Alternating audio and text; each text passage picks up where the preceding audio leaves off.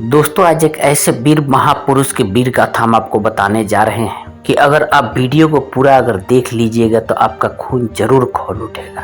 इसकी 100% गारंटी है। ऐसे महान पुरुष जो कभी भी मुगलों के सामने अपने आप को झुकने नहीं दिया, कितनी भी यातनाएं सही, जो भी हुआ सबको बर्दाश्त किया, लेकिन कभी भी मुगलों के सामने घुटने नहीं थे। वीडियो को आगे बढ़ाएं उससे पहले अगर आप हमारे चैनल को सब्सक्राइब नहीं किए हैं तो सब्सक्राइब कर लें और बेल आइकन प्रेस कर दें ताकि वीडियो के हर नोटिफिकेशन आपको मिलती रहे। दोस्तों वीडियो को अंत तक जरूर देखिएगा बिना स्किप किए हुए। चलिए शुरू करते हैं। दोस्तों हम अपने चैनल के माध्यम से पिछले वीडियो में आपको राजा राम मोहन राय और तानाजी मालुसरे महाराज छत्रपति संभाजी महाराज के बारे में आपको बताया। अगर आप उस वीडियो को नहीं देखे तो डिस्क्रिप्शन में लिंक है, आप जाकर के देख सकते हैं। और अब बात बंदा सिंह बहादुर के बारे में। 17वीं सदी के उत्तरार्ध की बात है। राजौरी जो कश्मीर में एक राजपूत परिवार में एक लड़के का जन्म हुआ। नाम पड़ा लक्ष्मण देव। बचपन से तीर कमान का शौक, घुड़सवारी और शिकार में भी महारत हासिल। लड़कपन में घटी एक घटना ने लक्ष्मण के मन पर गहरा प्रभाव डाला। वो घटना क्या थी? हुआ यूं कि एक दिन लक्ष्मण जंगल में शिकार के लिए गए। वहां उसने एक हिरनी को निशाने पर ली और तीर छोड़ दिया। तीर ने अपना काम कर डाला, हिरनी वहीं ढेर हो गई। लक्ष्मण उसके पास गए तो पता चला कि वो गर्भवती थी। पेट फाड़ कर देखा तो वहां 2 बच्चे थे। दोनों ने लक्ष्मण की आंखों के सामने ही दम तोड़ा।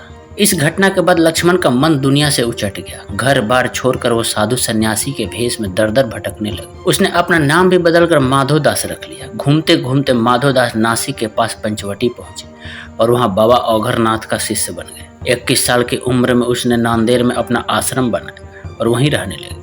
आगे चलकर इलाके में उसकी खूब ख्याति फैली। सितंबर 1708 में नांदेड़ के आश्रम में गुरु गोविंद सिंह पधारे। औघर जोगी माधोदास ने गुस्से में कहा, तुम कौन हो और मेरे आश्रम में आने की हिम्मत कैसे हो? गुरु साहब ने जवाब दिया, सुना है तुम सर्व शक्तियों के मालिक हो, इतना तो तुम्हें पता होना चाहिए। उसी दिन से माधोदास ने चोंगा छोड़कर खालसा धर्म अपना लिया और गुरु गोविंद सिंह का शिष्य बन गया। वहीं पे गुरु गोविंद सिंह ने नया नाम दिया, गुरबख्श सिंह।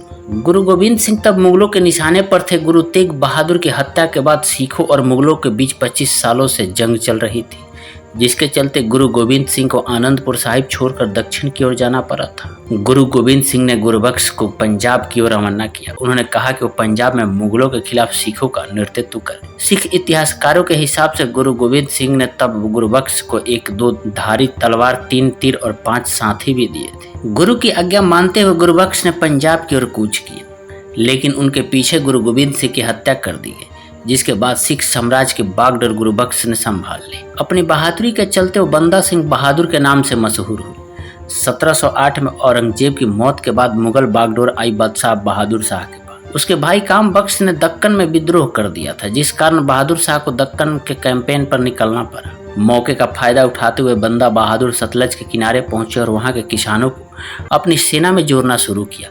औरंगजेब की मौत के बाद सरहिंद में जमींदारों की ताकत बढ़ चुकी थी। वो मनमाने ढंग से लोगों से टैक्स वसूली कर रहे थे। सामंतों का उत्पीड़न आम बात थी, लेकिन दिल्ली की ताकत कमजोर हुई और उन्होंने और फायदा उठाना शुरू कर दिया। सरहिंद में किसान एक काबिल लीडर की तलाश में थे। बंदा बहादुर के कहने पर उन्होंने उनकी सेना में भर्ती होना शुरू कर दिया। उन्हें घोड़ों और पैसों से मदद दी। मुगल मनसबदार ऐश फरमा रहे थे। कई सालों से सैनिकों को वेतन नहीं मिला था। ऐसे सैनिकों ने भी बंदा बहादुर की फौज में जाना बेहतर समझा। 10,000 की फौज हुई तो बंदा बहादुर ने सबसे पहले सोनीपत और कैथल में मुगलों का खजाना लूटा। इसके बाद 1709 में बंदा बहादुर ने सरहिंद के एक कस्बे को निशाना बनाया। इस कस्बे का नाम सामना था। यहाँ के गवर्नर वजीर खान ने गुरु गोविंद सिंह के बेटों की हत्या की थी। हमले का मकसद गुरु का बदला लेना था। सामना के बाद बारी आई हरहिंद की। बंदा बहादुर ने मई 1710 में सरहिंद पर हमला बोला और वहां लोहगढ़ किले पर कब्जा कर लिया। इतना ही नहीं, लोहगढ़ को राजधानी घोषित करते हुए बंदा बहादुर ने गुरु गोविंद सिंह के नाम वाले सिक्के भी जारी किए। इसके कुछ समय बाद बंदा बहादुर ने उत्तर में राहौन, बटाला, पठानकोट और पूर्व में सहारनपुर, जलालाबाद, मुजफ्फरनगर पर कब्जा कर लिया।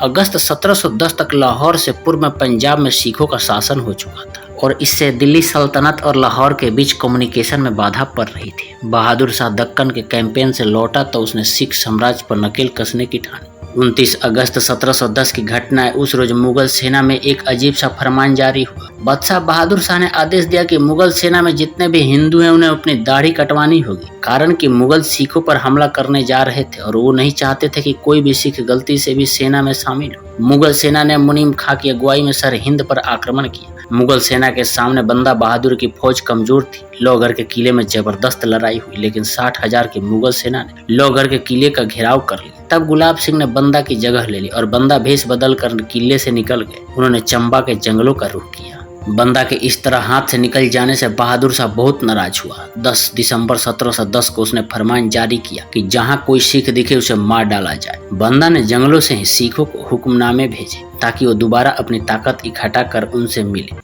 2 साल तक बंदा छुपते छुपाते रहे। उनके बुलाने पर 1712 में किरतपुर साहिब में सिखों ने राजा अजमेर चंद को हराया। अजमेर चंद ने ही पहाड़ी राजाओं को गुरु गोविंद सिंह के खिलाफ भड़काया था। 1712 में बहादुर शाह की भी मौत हो गई, जिसके बाद उसके बेटों में सत्ता को लेकर ठन गई। मुगलों में पड़ी फूट का फायदा उठाते हुए बंदा बहादुर ने लोहगढ़ पर दोबारा कब्जा किया। बहादुर शाह की मौत के बाद मुगलों की कमान फर्रुखसियर ने अपने हाथ में ले ली थी। उसने सबसे पहले समद खां को लाहौर का गवर्नर और उसके बेटे जकरिया खां को जम्मू का फौजदार नियुक्त किया। फिर इन दोनों को बंदा बहादुर के खिलाफ अभियान शुरू करने को कहा। 3 साल के इस अभियान में समद खां ने बंदा बहादुर को गुरदासपुर शहर से 4 मील दूर गुरदास नांगल तक ढकेल दिया। वहां किले की सुरक्षा में बंदा और उसके साथी किसी तरह बचे रहे। समद खां ने यूजुअल टैक्टिक्स का सहारा लेते हुए गुरदास नांगल किले के रास्ते बंद कर दिए।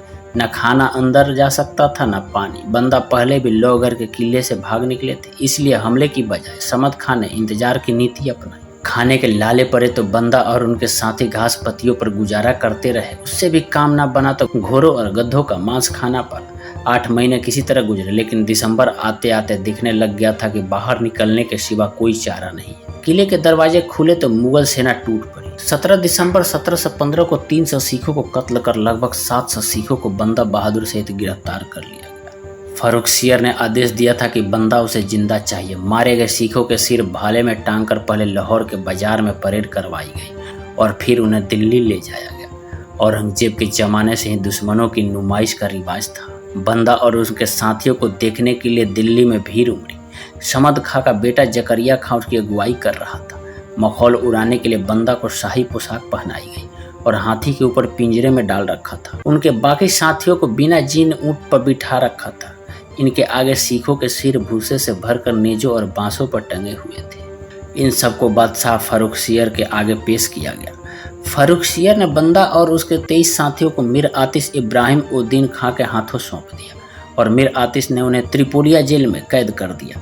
बंदा के बाकी साथियों को दिल्ली के कोतवाल सबरखारा खां के हवाले कर दिया। 5 मार्च 1716 को सजा का ऐलान हुआ। सजा थी सर कलम किया जाना। एक बड़े से चबूतरे पर एक एक कर आदमी को ले जाकर एक ही सवाल पूछा जाता था, क्या तुम इस्लाम कबूल करते हो? हर सिर नाम में हिलता गया और धड़ से अलग होता गया। 7 दिनों तक चले इस कत्लेआम से कोतवाल सरबराह खां जब थक गया तो उसने सजा पर रोक लगा दी। उसने फर्रुखसियर से कहा कि मसले को जरा ठहरने दिया जाए। कुछ दिन जुल्म सहेंगे तो होश आएगा और इस्लाम कबूल कर लेंगे। 3 महीने तक बंदा बहादुर को काल कोठरी में बंद रखा गया। सवाल का जवाब तब भी ना ही था। अंत में 9 जून 1716 को बंदा बहादुर की भी मौत का हुक्म जारी कर दिया गया। सजा से पहले एक आखिरी उपाय किया गया। बंदा को अच्छे कपड़े पहनाकर कुतुबुद्दीन बख्तियार काकी की दरगाह पर ले जाया गया और दरगाह के चारों ओर घुमाया गया। वहां पर कोतवाल ने कहा, आखिरी बार पूछ रहा हूँ, मौत या इस्लाम? बंदा अपने जवाब पर अड़े थे। कोतवाल को सूझी तो वे उनके 4 साल के बेटे अजय सिंह को सामने ले आया। बेटे की गर्दन पर तलवार रखकर बंदा फिर वही सवाल दोहराया गया।